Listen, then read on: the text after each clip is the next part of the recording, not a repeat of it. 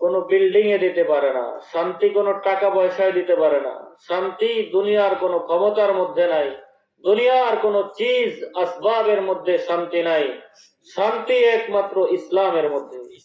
কিসের মধ্যে? যারা ইসলাম মানে আল্লাহ তাআলা তাদেরকে শান্তির নেয়ামত দান করে। আমরা কি সবাই শান্তি চাই না? কারা কারা শান্তি চাই? আল্লাহু আকবার। সবাই চাই? মাশাআল্লাহ। আল্লাহ আমাদের সবাইকে শান্তির ফয়সালা দান করেন, বলেন আমিন। এখানে আমরা বসছি, আসছি, আমরা শীত হইল কষ্ট করে যদি সামিয়ানার নিচে বসি, আমাদের লাভ হবে না লস হবে? কেমন লাভ? হাদিসের মধ্যে আসছে, যেই জায়গায় কোরআন ও হাদিসের আলোচনা করা হয় ওইটা কোনো সাধারণ জায়গা থাকে না। এইটা যদিও একটা খোলা মাঠ, চাটিয়াল ময়দান, খেলার মাঠ, অথবা ফসলি জমি, অথবা অনুর্বর জমি, এই জায়গাটার কোনো মূল্য নাই। তবে এই বর্তমান এই সময়টা, এই মুহূর্তটা, এই জায়গাটা কোরআন ও হাদিসের ভাষ্যমতে জান্নাতের বাগান। তাহলে জান্নাতের বাগানে আল্লাহ আমাদেরকে আনছে, খুশি না বেজার?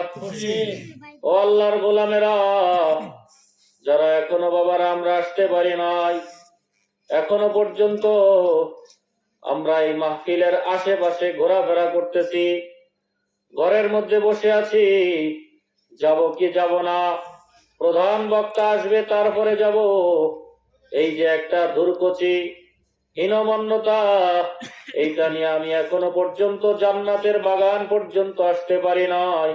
আপনারও জানা নাই, আমারও জানা নাই হায়াত হবে কিনা, আল্লাহ তাআলা তৌফিক দিবে কিনা জান্নাতের ময়দানে আসার। সময় পাইছি, এই সময়টা আল্লাহ দিচ্ছেন, আল্লাহর দেওয়া সময়। আমি সময় পাইয়া এই আল্লাহ পাকের জান্নাতের বাগান, আমি এই মজমা বাদ দিয়া কোন জায়গায় বসে আছি? দুনিয়ার মধ্যে সবচেয়ে দামি জায়গা, সবচেয়ে শ্রেষ্ঠ জায়গা এই কোরআনের মজমা। বলেন সুবহানাল্লাহ। তাহলে কোরআনের মজমা দামি মজমা, দামি মজমার মধ্যে যারা আসে, ও আল্লাহর বান্দারা, আমি আপনাদেরকে জিজ্ঞাসা করতে চাই, এই দামি মজমার মধ্যে কোনো বেদামি মানুষ আসতে পারে না। কথা বলেন ঠিক না বেঠিক? যারা দামি বান্দা, যাদেরকে আমার আল্লাহ পছন্দ করে, যাদেরকে আমার আল্লাহ ভালোবাসে, যাদেরকে আমার আল্লাহ মুহাব্বত করে, যাদের উপর আমার আল্লাহ পাকের রহমতের নজর পড়ে, ওই বান্দাই কেবল জান্নাতের বাগানে আসতে পারে। তাহলে আমরা যে এখানে আসছি, বসছি, আপনার আমার ইচ্ছা আসি নাই, তৌফিক দিয়েছেন মাওলায়। কে তৌফিক দিয়েছেন? এই মুহূর্তে, এই সময় কোনো কাজ নাই, অহেতুক খামাখা দেখবেন চায়ের দোকানে বৈশা রইছে, গল্প করতেছে, টিভি দেখতেছে, চা খাইতেছে, পান খাইতেছে, ঘোরাফেরা করতেছে, অথচ সে জানেই না মালাকুল মউত তার পিছনে ঘুরঘুর করতেছে, আল্লাহ পাকের হুকুম পাওয়ার অপেক্ষায় আছে। অনেক বান্দাকে ওই গুনার কাজের মধ্যেই মালাকুল মউত ধইরা বসে, টিভি দেখতেছে, ওই অবস্থায় ঘুম, ওই অবস্থায় মরণের বিছানায় শুয়ে পড়ে, ঘুমায় রইছে। রাতে ঘুমের ঘরে অনেক সময় মালাকুল মউত এসে জান লয়া যায়। ক্ষেতের মধ্যে কাজ করে, এই কাজের অবস্থায় আল্লাহর হুকুমে জান কবজ করে লয়া যায়। আবার অনেক বান্দা আছেন মসজিদে নামাজ পড়তে গেছে, নামাজের সিজদার হালাতে আছে, ওই সময় আল্লাহ হুকুম করছে, মালাকুল মউত জান নিয়ে গেছে। ও আল্লাহর বান্দা, আপনাদেরকে জিজ্ঞাসা করতে চাই, যে বান্দা নামাজের অবস্থায়, সিজদারত অবস্থায় মারা যায়, সে বান্দার মৃত্যুটা কি দামি না বেদামি? তার মৃত্যুটা কত বড় দামি! আল্লাহু আকবার, আল্লাহু আকবার। আমার আল্লাহ রাব্বুল আলামিনকে সিজদা দেওয়া অবস্থায় মারা যায়, তাহলে বোঝা যায় আলামত যে নিশ্চয়ই, নিঃসন্দেহে এই বান্দা আল্লাহ পাকের জান্নাতি বান্দা। কারণ জাহান্নামী বান্দা মসজিদে যায় না, জাহান্নামী বান্দা সিজদা দেয় না। যে বান্দাকে আল্লাহ পছন্দ করে, যে বান্দাকে আল্লাহ ভালোবাসে, সেই বান্দাই কেবল আল্লাহর ঘর পর্যন্ত যাইতে পারে। যেই বান্দাকে আমার আল্লাহ ভালোবাসে, যেই বান্দাকে আমার আল্লাহ মহব্বত করে সেই বান্দাই কেবল আমার আল্লাহ পাকের কুদরতি কদমে তার কপাল লাগানোর তৌফিক পায়। এই পৃথিবীতে বান্দার অভাব নাই, বান্দা আছে বন্দেগী নাই, এমন বান্দা আছে না নাই? আজান হয়, ফজরের আজান হয়, ঘুমাইয়া থাকে। জোহরের আজান হয়, কাজের মধ্যে মশগুল থাকে। আসরের আজান হইলে মজমার মধ্যে, বাজারের মধ্যে থাকে। মাগরিবের আজান হইলেও সে টিভির চায়ের দোকানের মধ্যে মশগুল থাকে। এশারের আজান হইলেও সে বিবি বাচ্চার গল্পের মধ্যে ঘরের মধ্যে বসে থাকে। আজান হয়, খবর নাই, আজানের ভ্রুক্ষেপ নাই, মসজিদে যাওয়ার খবর নাই। কথা বলেন, এমন বান্দা আছে না নাই? তার মানে বান্দার অভাব নাই, বান্দা আছে, বন্দেগী নাই। এই বন্দেগী ছাড়া কোন বান্দা, যারা বন্দেগী বিহীন বান্দা যারা, তাদের আল্লাহর কাছে কোনো দাম নাই। এমন বান্দা যদি হাজারো হয়, লক্ষ হয়, কোটি হয়, আল্লাহর কাছে 5 পয়সারও দাম নাই। যে বান্দা বন্দেগী করে, বন্দেগী করনেওয়ালা বান্দা যদি দুনিয়ার মধ্যে গরিব হয়, বন্দেগী করনেওয়ালা বান্দা যদি সবচেয়ে নিম্ন শ্রেণীর হয়, নিম্ন বংশের হয়, সমাজের কেউ তাকে মূল্যায়ন না করো, সমাজের কেউ তাকে দাম না দেও, কিন্তু বন্দেগী করনেওয়ালা দাম, বন্দেগী করনেওয়ালা বান্দার দাম আমার আল্লাহর কাছে সবচেয়ে বেশি। বলেন না সুবহানাল্লাহ। আরে বন্দেগী করা বড় ভাগ্যের ব্যাপার, সবার ভাগ্যে বন্দেগী করা জোটে না। এই যে আমরা আসছি, আপনারা আসছেন, আপনাদেরও তো এখন তাকাজা ছিল। কেউ বা এই সময় নামাজ পড়া ঘুমাইতে যাইবে, কেউ বা অনেকে গল্প করবে, অনেকের সালিশি থাকে, অনেকের ব্যবসা থাকে। সব দুনিয়ার ব্যস্ততা বাদ দিয়া এই ওয়াজ মাহফিলের কথা শুই না, এই আলেম ওলামাদের জবানে কোরআনের বয়ান শোনার জন্য আপনারা কোরআনের পাগল হয়ে এখানে ছুটে আসছেন, এইখানে বসছেন। এই যে তৌফিক, এটা আপনার আমার ইচ্ছায় হয় নাই। এই তৌফিকটা কে দিয়েছে? বলেন না আলহামদুলিল্লাহ। আলহামদুলিল্লাহ বললে আল্লাহ নেয়ামত বাড়ায়া দেয়। কে বলছেন? আরে আল্লাহ তাআলা কোরআনে কারিমে বলছেন, লাইন শাকারতুম লাযীদান্নাকুম। ও গোলাম, তুমি আমার নেয়ামত পাওয়ার পরে শুকরিয়া আদায় করবা। শুকরিয়া আদায় করার সঙ্গে সঙ্গে আমি আল্লাহ তোমার নেয়ামতটা অনেক অনেক বাড়াইয়া দিব। আসলে আমাদের মধ্যে শুকরিয়াই নাই, শুকরিয়ার বড় অভাব। ও আল্লাহর গোলাম, আপনি আমি মনে করতেছি মনে হয় আমারে আল্লাহ ভালো রাখে নাই। অনেক বান্দার এমন ধারণা, সে নিজে যেই পজিশনে আছে তার চাইতে উপরের স্তরের দিকে তাকায়। উপরের স্তরের দিকে তাকানোর কারণে সে আল্লাহর নেয়ামতের শুকরিয়া আদায় করার যোগ্যতা নাই, সে আল্লাহর নেয়ামতের শুকরিয়া আদায় করার তৌফিক পায় না। সে দেখে যে আমি খারাপ আছি, আমার চেয়ে সব মানুষ ভালো, আমার চেয়ে অমুকে গাড়ি আছে, বাড়ি আছে, ব্যবসা বাণিজ্য আছে, অঢেল সম্পদ আছে, অনেক টাকা পয়সার মালিক, আর আমার আল্লাহ আমাকে বড় তার চেয়ে খারাপ রাখছে। ও আল্লাহর গোলাম, এই অবস্থায় তো শুকরিয়া আদায় করা সম্ভব হবে না।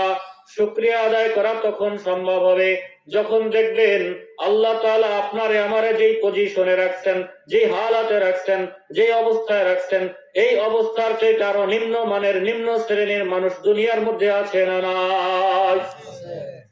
আমার ওয়াজ আপনারা খেয়াল করে শুনবেন, আমার দিকে তাকায়া তাকায়া শুনবেন, দিলের কান দিয়া শুনবেন, কারণ হেদায়েতের মালিককে, চিৎকার মেরে বলেন হেদায়েতের মালিককে। এইখানে আসছি বসছি, যদি হেদায়েত আমার মাকসাদ হয়, হেদায়েত আপনার মাকসাদ হয়, রব্বুল আলামিন হইতে পারে এই শিকদার বাড়ির ওয়াজ মাহফিলে আল্লাহ তাআলা আপনাকে আমাকে হেদায়েতের মতো দৌলত দিয়া ধন্য বানায় দিতে পারে। পারে কি পারে না?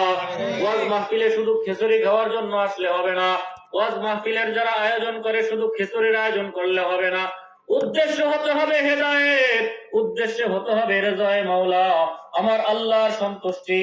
যদি এই নিয়তে এখানের মানুষ, এই শিকদার বাড়ির জনগণ যদি তারা হেদায়েতের জন্য আয়োজন করে, আমরা যারা এখানে আসছি যদি হেদায়েতের নিয়তে আসি, যারা বয়ান করবে তারা হেদায়েতের জন্য বয়ান করে, তাহলে এই যে আয়োজন, যারা আয়োজন করছে তারাও কামিয়াব, আর যারা আমরা এখানে আসছি তারাও কামিয়াব। বলেন সুবহানাল্লাহ। তাহলে মাকসাদ হতে হবে হেদায়েত। কিসের মাকসাদ? হেদায়েত। এটা হলো সহি নিয়ত। কারণ ওয়াজ মাহফিলে শুধু আসলে কান দিয়ে খালি বক্তার কণ্ঠ শুনলে হবে না, ওয়াজ শুনতে হবে দিল দিয়া, ওয়াজ শুনতে হবে হেদায়েতের নিয়তে, ওয়াজ শুনতে হবে আমলের নিয়তে। কথা বলেন ঠিক না বেঠিক? ও আল্লাহর গোলাম, বলতেছিলাম আল্লাহর নিয়ামতের শুকরিয়া আদায় করলে আমার আল্লাহ পাক নিয়ামত বাড়ায় দেওয়ার ওয়াদা করেন। এই নিয়ামত যে বাড়াইবেন শুকরিয়া আদায় করব তারপরে, কিন্তু শুকরিয়াই তো আমাদের মধ্যে নাই। কিভাবে আসবে? আমরা যে আল্লাহ তাআলার অসংখ্য অগণিত নিয়ামতের মধ্যে হাবুডুবু খাইতেছি, সেই নিয়ামতের কথা আমি অনুধাবন করতে পারি না। কিভাবে পারবো? আমি খালি উপরের দিকে তাকাই, আমার নজর খালি উপরের দিকে। আমার নজর যদি উপরের দিকে না দিয়া আমার নজরটা আমার নিম্ন শ্রেণীর মানুষের দিকে দেই, তাহলে অটোমেটিক জবান দিয়া বের হবে আলহামদুলিল্লাহ। ও আল্লাহর গোলাম, খুব মনোযোগ দিয়া শুনি। যদি আমি দেখি যে আল্লাহ তাআলা আমারে কত সুন্দর দুইটা হাত দিছে, এই হাত কার নিয়ামত? আমি এই হাত দিয়ে ধরতে পারি। যদি আল্লাহ তাআলা আমারে হাত না দিত তাহলে আমার কিচ্ছু করার ছিল না, দুনিয়ার কিচ্ছু আমি ধরতে পারতাম না। আমি কি আল্লাহর কাছে মামলা দিতে পারতাম না যে আল্লাহ তুমি আমারে কেন হাত দাও নাই? আমাদের কোনো অধিকার ছিল না বলার, কারণ আমাদের স্রষ্টা আমাদের মওলা, তিনি যাকে ইচ্ছা হাত দেয়, আবার যাকে ইচ্ছা হাত দেয় না। আবার কাউরে হাত দিয়া আল্লাহ নুলা বানায়া দেয়, কাউরে হাত দিয়া শক্তি দেওয়ার পরে আবার শক্তি কায়রা নিয়া প্যারালাইসিসের রোগী বানাইয়া তাকে একেবারে হাত অকেজ বানাইয়া দেয়। এই সব ক্ষমতা কার? তাহলে একটু আমরা যদি চিন্তা করি, আমাদের কত ভাই আছে যে সব অঙ্গ প্রত্যঙ্গ ঠিক আছে, কিন্তু এই যে হাত দুইখানা, হাত দুইখানা নাই, আল্লাহ তাআলা তারে হাত দেয় নাই, সে ধরতে পারে না। এমন আল্লাহর বান্দা আছে না নাই? ও আল্লাহর বান্দা গোলাম, তাদের কথা যদি আমি ভাবি তাহলে অটোমেটিক আমার জবান দিয়ে আমার মাওলার নিয়ামতের শুকরিয়া বের হয়ে যাবে। আলহামদুলিল্লাহ যে আল্লাহ রাব্বুল আলামিন আমাকে দুইখানা হাত দিয়েছেন ধরার জন্য। এই পৃথিবীর মধ্যে অনেক মানুষ আছে যাদের চলার পাও নাই, গইরে গইরে হাঁটে, গইরে গইরে হাঁটতে মানুষ দেখেন নাই।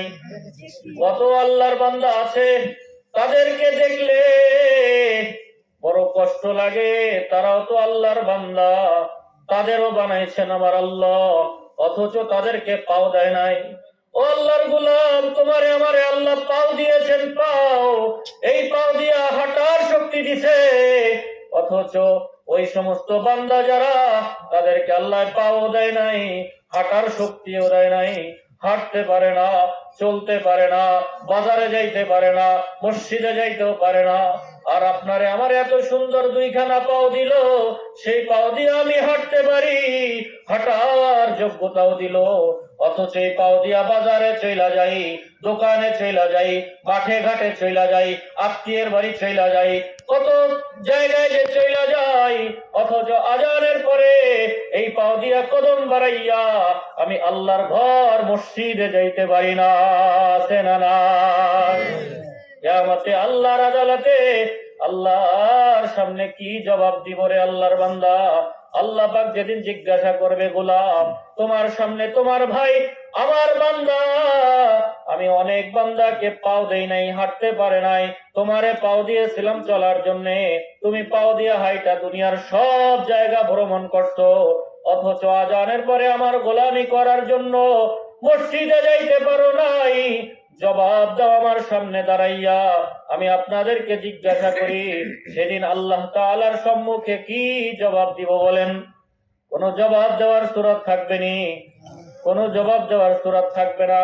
যাদেরকে আল্লাহ তাআলা পাও দিয়েছেন শুকরিয়া আদায় করেন আলহামদুলিল্লাহ। ও আল্লাহর বান্দা গোলাম, এই পৃথিবীর মধ্যে অনেক বান্দা আছেন আল্লাহ তাআলা যাদেরকে চোখ দিয়েছেন দেখতে পারে না, চোখের পাওয়ার দেয় নাই, চোখের জ্যোতি দেয় নাই, এমন অন্ধ মানুষ দুনিয়ার মধ্যে আছে না নাই? আল্লাহ তাআলা আপনারে আমারে চোখ দিয়েছেন, এই চোখ দিয়ে আপনি আমি দুনিয়ার সব কিছু দেখতে পাই। আমার মায়ের চেহারা দেখি, আমার বাবার চেহারা দেখি, আমার সন্তানের চেহারা দেখি, আমার বিবির চেহারা দেখি। চেহারা দেখলে কত ভালো লাগে, অথচ অনেক মানুষের মনে বড় কষ্ট যে আল্লাহ তাআলা তাদেরকে চোখ দেয় নাই, চোখ দিয়েছে পাওয়ার দেয় নাই, দেখতে পারে না। পৃথিবীটা ধলা না কালা, মা ধলা না কালা, তার বিবি কেমন, সন্তান কেমন দেখতে পারে না, দেখার যোগ্যতা আল্লাহ দেয় নাই। আছে না নাই? ও আল্লাহর বান্দা গোলাম, ওই সমস্ত বান্দাদের দিকে তাকাইয়া তোমারে আমারে যে আল্লাহ চোখ দিয়েছেন, চোখের পাওয়ার দিয়েছেন, এই দিকটা চিন্তা করে হলেও আমার মাওলার নেয়ামতের শুকরিয়া আদায় করো। আমার মাওলা পাকের নেয়ামতের শুকরিয়া আদায় করলে আমার আল্লাহ নেয়ামত বাড়ায় দেওয়ার ওয়াদা করেছেন। বলেন সুবহানাল্লাহ। আল্লাহর বান্দা গোলাম, এভাবে যদি আমি একটা একটা বলতে থাকি যে আল্লাহ তাআলা আমারে কত সুন্দর শাহীখানা খাওয়ায়। পৃথিবীর মধ্যে অনেক গোলাম আছে যারা আল্লাহরই সৃষ্টি মাখলুক মানুষ, অথচ তারা তিন বেলা খাবার জোটে না। আছে না নাই? তিন বেলা আরামে খাইবার পারে না। মানুষ যদি দেয় তাহলে সে খাইবার পারে, মানুষ না দিলে খাইতে পারে না। তোমারে আমারে, তোমার আমার মালিক রব তিন বেলা কত শাহীখানা খাওয়ায়, কোনদিন কি চিন্তা করেছো ওই সমস্ত মানুষ যারা পথের ধারে খাবারের আশায় হাত পাতে, খাইবার পারে না? দেখবেন ঢাকার শহর, বিভিন্ন শহরে ওই যে ডাস্টবিনের মধ্যে মানুষ খাবার ফালাইয়া দেয়, হাড়গোড় ফালাইয়া দেয়, দেখবেন ওইখানেও কিছু মানুষ গিয়া ওইগুলা সালাইয়া সালাইয়া যা ভালো পায় সেগুলো খাওয়া শুরু করে দেয়। আছে না না? ও আল্লাহর বান্দা গোলাম, তাদের কথা যদি একটু চিন্তা করি তাহলে আমার আল্লাহ আপনারে আমারে অনেক অনেক নিয়ামত দিছে। এই নিয়ামতের যদি শুকরিয়া আদায় করি, শুকরিয়া আদায় করা শেষ করে সম্ভব না। সম্ভব? এই জন্য বেশি বেশি শুকরিয়া আদায় করেন। যেই হালাতে আছেন আল্লাহ অনেক ভালো রাখতে, বলবেন আলহামদুলিল্লাহ। যত নিয়ামতের শুকরিয়া আদায় করব আল্লাহ রাব্বুল আলামিন নিয়ামত তত বাড়াইয়া দিবে। ঘোষণা কে দিয়েছেন? কে? লাইন শাকারতুম লাযিদান্নাকুম। আমার মাওলা বলেন, হে আমার বান্দা গোলাম, তুমি আমার নিয়ামত যা পাইছো, তুমি এই নিয়ামতের উপরে সন্তুষ্ট থাকো, শুকরিয়া আদায় করো। তোমার একটা ঘর আছে, এমনও বান্দা পৃথিবীতে আছে যাদেরকে আমি আল্লাহ থাকার জন্য একটা ঘরও দেই নাই, তারা রাস্তার পাশে শুইয়া থাকে। কথা বলেন আছে না নাই? এমনও বান্দা আছে যারা ঘুমানোর জন্য কোনো লেপ আর কম্বল পায় না। এই কনকনে শীতের মাঝে দেখবেন যে অনেক আল্লাহর বান্দা মাখলুক আছে, ইনসান আছে যারা এই প্রচন্ড শীতের মাঝেও কম্পনে উদাম গায়ে অথবা পাতলা একটা চাদর মুড়া দিয়া রাস্তার উপরে শুয়ে রইছে। খোলা আকাশের নিচে, উপরে ছাদ নাই, উপরে টিন নাই, উপরে চাল নাই, পাশে কোনো বাড়া নাই, তারা একেবারে খোলা খোলা জায়গায় রাস্তার পাশে একেবারে পাতলা একটা কম্বলের নিচে জড়াইয়া ঘুমায়া রইছে। সেও তো আল্লাহর বান্দা, আপনিও আল্লাহর বান্দা, আমিও আল্লাহর বান্দা। আমারে আপনারে আল্লাহ তাআলা কত সুন্দর কম্বল কাছায় ঘুমলাওয়ায়, কত সুন্দর ল্যাপ গায়ে দেওয়ায় ঘুমলাওয়ায়, এগুলো কে দিতেছেন? কে? আমার আল্লাহ বলেন, বান্দা, হে আমার বান্দা গোলাম, তুমি আমার নিয়ামত একটা একটা করে যদি হিসাব করো, ওয়াইন তাউদ্দু নিয়ামাতাল্লাহ লা তুহসুহা। আমার আল্লাহর ফরমান, আমার আল্লাহ আমাদেরকে জানায়া দেন, হে আমার গোলাম, তোমাদের কাছে আমি এই আয়াতে কারিমা পেশ করলাম, তোমাদের সামনে আমি যেই পরিমাণ নেয়ামত দিয়েছি, তোমার যেই পরিমাণ নেয়ামতের মধ্যে আমি উপভোগ করার তৌফিক দিছি, তুমি আমার নেয়ামত যদি গণনা করো, গণনা করতে করতে তোমার হায়াত খতম হইয়া যাইবে, তোমার জিন্দেগি ফুরাইয়া যাইবে, কিন্তু আমি মাওলার দেওয়া নেয়ামত গুনে শেষ করতে পারবা না। কথা বলেন ঠিক না বেঠিক? হাত আল্লাহর নেয়ামত, পাও আল্লাহর নেয়ামত, এই যে কান আল্লাহর নেয়ামত, কান দিয়ে শুনি, চোখ আল্লাহর নেয়ামত, এই আমার এই দেহের অঙ্গ প্রত্যঙ্গ আল্লাহর নেয়ামত। অনেক বান্দা আছে কিডনি ড্যামেজ হয়ে যায়, যায় কি যায় না? লক্ষ কোটি টাকা লাগে কিডনি সংযুক্ত করার জন্য। আমারে আপনারে আল্লাহ তাআলা এত সুন্দর কিডনি দান করলেন, আল্লাহরে আপনি আমি কয় লক্ষ টাকা দিয়েছি? কথা বলেন, কয় লক্ষ টাকা দিয়েছি? চাইরানাও তো দেই নাই, বিনা পয়সায় আল্লাহ তাআলা আপনারে আমারে একটা সুস্থ সবল কিডনি দিয়েছেন। এই কিডনি কিনতে গেলে যাদের কিডনির অভাব, তাদের কাছে গিয়া জিজ্ঞাসা করবেন, লক্ষ টাকা লাগে, কোটি টাকা লাগে কিডনি ক্রয় করতে। তাও আল্লাহ তাআলার যেই কুদরতি